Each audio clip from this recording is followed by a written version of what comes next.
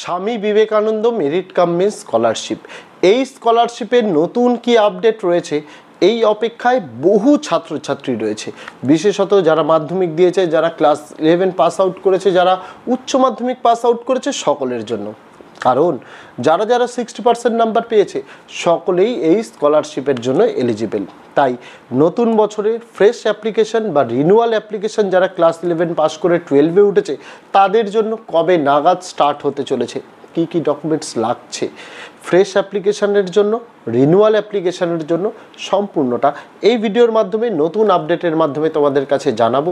তার জন্য অবশ্যই ভিডিওটি প্রথম থেকে সম্পূর্ণ দেখার অনুরোধ রইল। এবং তোমাদেরকে বলতে চাই, যেহেতু ভিডিওটি ক্লাস 11, 12 এবং মাধ্যমিক যারা পাস করেছে তাদের জন্য, তাই আমি এই ভিডিওর ডেসক্রিপশানে ক্লাস 11-এর ছাত্রছাত্রীদের জন্য যে সকল বিষয়ের ফার্স্ট সেমিস্টারের নোটস এনেছি তার লিঙ্ক, উচ্চ মাধ্যমিক ছাত্রছাত্রীদের জন্য যে সকল বিষয়ের নোটসগুলো এনেছি তার লিঙ্কগুলো দিয়ে রাখলাম। দেখতে কিন্তু একদমই ভুলো না। এবং আগামী দিনগুলোতে তোমাদের সমস্ত রকমের এই রকম স্কলারশিপ আপডেট হোক বা যে কোনো এডুকেশনাল নিউজ হোক বা পরীক্ষা রিলেটেড যে কোনো পরীক্ষার নোটস হোক পেয়ে যাওয়ার জন্য যদি চ্যানেলটিকে এখনও সাবস্ক্রাইব না করা হয়ে থাকে তোমাদের কাছে অবশ্যই অনুরোধ রইল চ্যানেলটিকে সাবস্ক্রাইব করে দিয়ে পাশে থাকা বেল আইকনটিকে ক্লিক করে দেওয়ার জন্য, যাতে আগামী দিনে কোনো রকমের ভিডিও এবং আপডেটস তোমাদের মিস না হয়। দেখো এই ভিডিওতে কী কী জিনিস আলোচনা করব। প্রথমে আলোচনা করব যে যারা যারা রিনিউয়াল করবে, অর্থাৎ ক্লাস 11-এ 60% পেয়েছে, ক্লাস 12-এ রিনিউয়াল করতে চায় তাদের কি কি ডকুমেন্টস লাগবে। সেকেন্ড আলোচনা করব যারা সবে মাধ্যমিক পাস করেছে বা উচ্চ মাধ্যমিক পাস করেছে, 60% নম্বর রয়েছে, তাদের কোন কোন ডকুমেন্টসগুলো লাগবে, কত কত কেবি ফরম্যাটে আপলোড করতে হবে যাতে নির্ভুলভাবে তারা আপলোড করে তারা এই টাকাটা পেয়ে যায়, সমস্ত কিছু জানাবো। পাশাপাশি কবে থেকে অ্যাপ্লিকেশান শুরু হতে পারে সেটাও জানাবো এই ভিডিওর মাধ্যমে। তো প্রথমে আগে আলোচনা করব যে কবে নাগাদ এই অ্যাপ্লিকেশান স্টার্ট হতে পারে।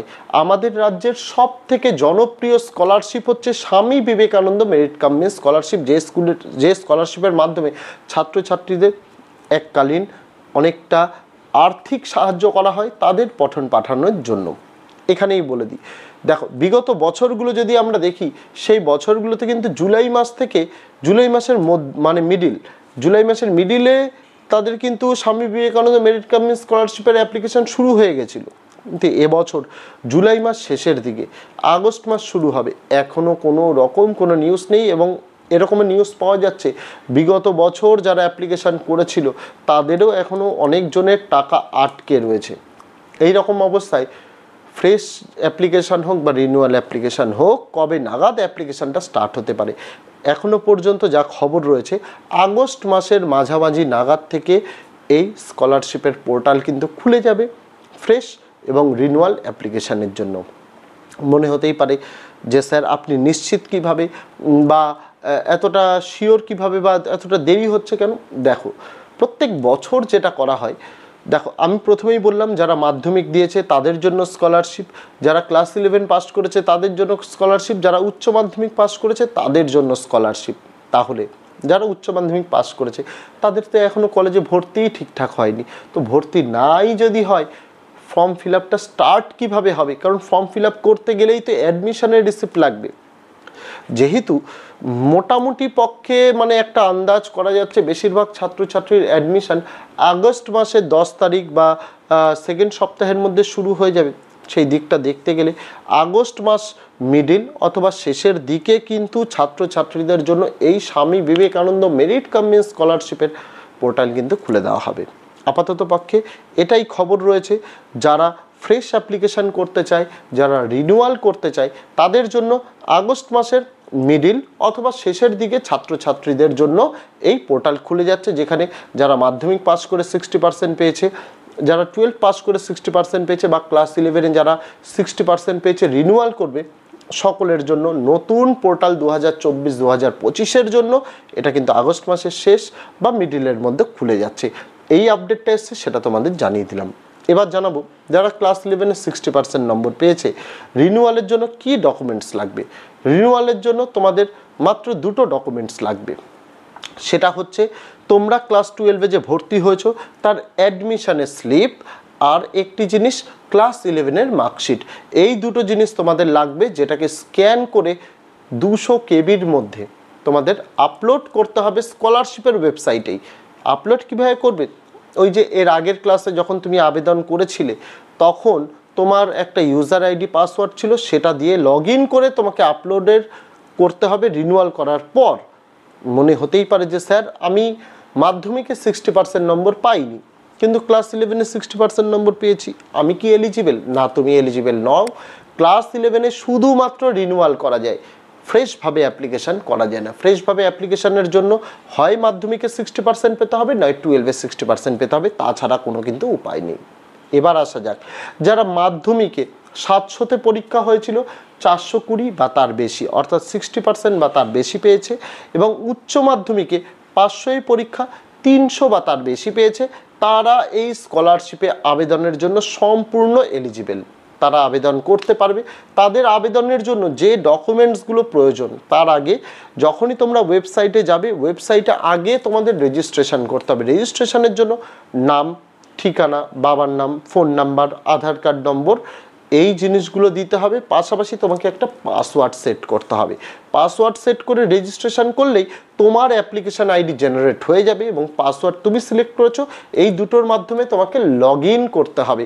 লগ ইন করার পর যখনই তুমি লগ ইন করবে, তুমি কোন ক্লাস পাস আউট সেটা যেমন সিলেক্ট করতে হবে, বিগত যে ক্লাসে তুমি কত নম্বর পেয়েছো সেটাও, কতর মধ্যে কত, মাধ্যমিক দিয়ে থাকলে 700-র মধ্যে কত, উচ্চ মাধ্যমিক দিয়ে থাকলে 500-র মধ্যে কত, সেটা সিলেক্ট করতে হবে। পাশাপাশি তোমাকে ডকুমেন্টসও আপলোড করতে হবে। ডকুমেন্টস হিসেবে তোমার প্রথমেই তোমার একটা পাসপোর্ট সাইজ ফটো, যেটা 50 কেবির মধ্যে থাকতে হবে, সেটা আপলোড করতে হবে। তোমার সিগনেচার, যেটা সাদা কাগজে কালো কালির পেন দিয়ে তোমাকে লিখে 20 কেবির মধ্যে আপলোড করতে হবে। এই দুটোই আপলোড আগে করার পর তারপরে তুমি যে উচ্চ মাধ্যমিক বলো বা মাধ্যমিকের রেজাল্ট যেটা রয়েছে সেটাকে আপলোড করতে হবে।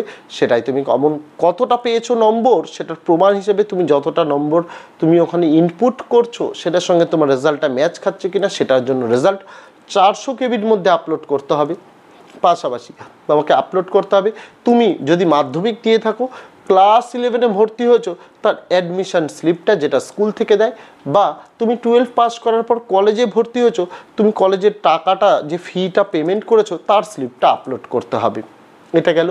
তারপরে তোমার যে ব্যাংকের, তোমার নিজের নামে একটি ব্যাংকের অ্যাকাউন্ট থাকতে হবে, যে অ্যাকাউন্টের প্রথম পৃষ্ঠাটা অর্থাৎ পাসবুকের প্রথম পেজটা স্ক্যান করে আপলোড করতে হবে, যেটার মধ্যে তোমার নাম, অ্যাকাউন্ট নম্বর, আইএফএসসি কোড, এই সমস্ত তথ্য তোমার থাকবে। এই জিনিসগুলো মিনিমাম আপলোড করার পর সবথেকে গুরুত্বপূর্ণ যে জিনিস, যারা ফ্রেশ অ্যাপ্লিকেশান করছে তাদের জন্য হচ্ছে ইনকাম সার্টিফিকেট। তোমার প্যারেন্টস, গার্জেন বা অভিভাবকের ইনকাম অবশ্যই 2.5 লক্ষ টাকার কম।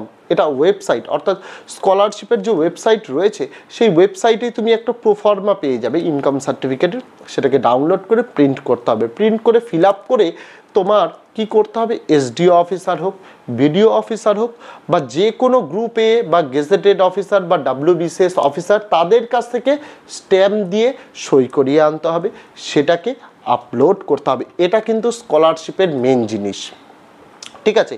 এটা ঠিকঠাক থাকলে তুমি টাকা পাবে, এটা ভুল হয়ে গেলে কিন্তু টাকা পাবে না। অনেকে মনে করে যে কাউন্সিলরের কাছ থেকে বা এমএলএর কাছ থেকে করে এনে দিয়ে দেবো, এটা কিন্তু অ্যাপ্লিকেবল নয়।